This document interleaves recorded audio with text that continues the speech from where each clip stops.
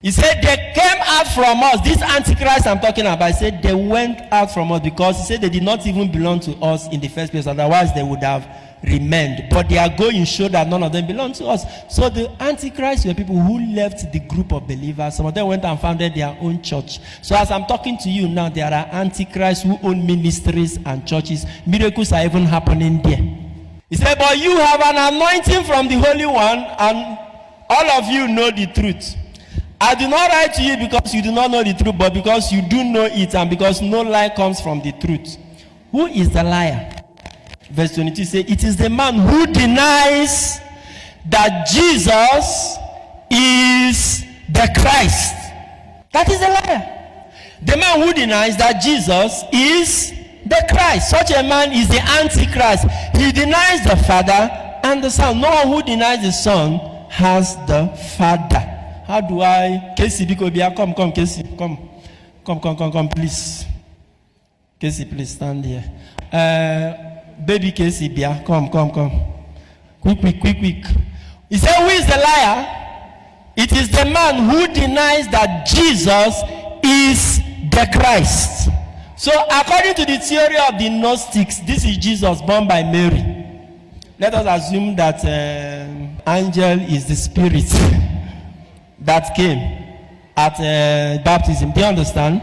So according to the Gnostics, those that John is right now, but they say this is a normal man, flesh and blood. He did everything men did. Then when he entered our baptism, this spirit. So you can say, for pedagogical purposes, this is Jesus the Christ. What does the Christ mean?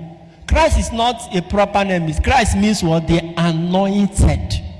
So this is the anointing which is equated with the Spirit. So at baptism, this anointing came like a dove upon him. Then when this anointing was on him, now this anointing, your husband, that's why I call both of you. As this anointing was on him, his nature now changed and became spiritual. So for all the time he taught, for all the time he preached, for all the time he healed, for all the time he multiplied, but this anointing. Then the moment that his time was up and they arrested him and began to torture him, what happened? Anointing waka.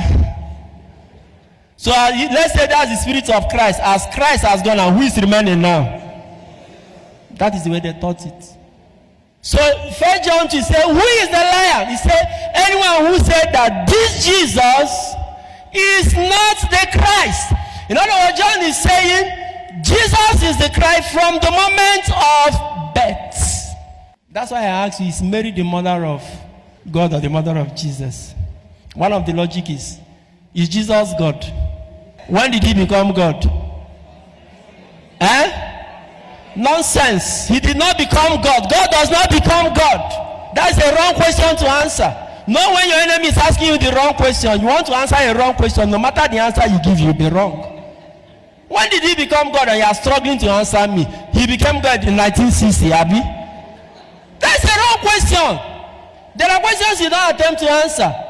God cannot become God. If God became God, then he was not God in the first place. He is not man who became God. He is God who became man. And at no point did he cease to be God.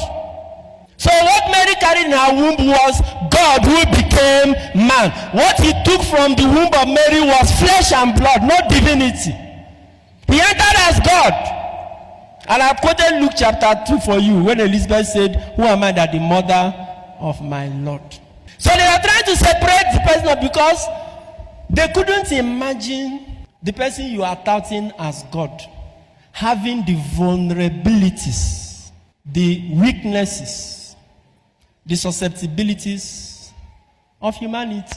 So sometimes there are some errors that we make with good intention, but they are still errors. To watch full videos and get notifications for new ones, please subscribe to my YouTube channel. God bless you.